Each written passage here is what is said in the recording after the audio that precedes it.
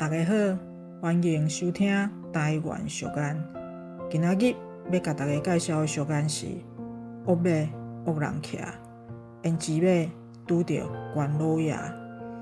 伊的意思是讲，恶人自然会有比佫较恶的人来治伊。胭脂马讲的是赤兔马，关老爷讲的是关羽，嘛就是关公。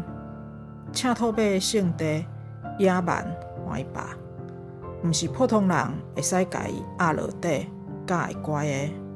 毋过关公一坐起哩，赤兔马就变甲敢若通人性共款，了后就甲关公做伙上战场。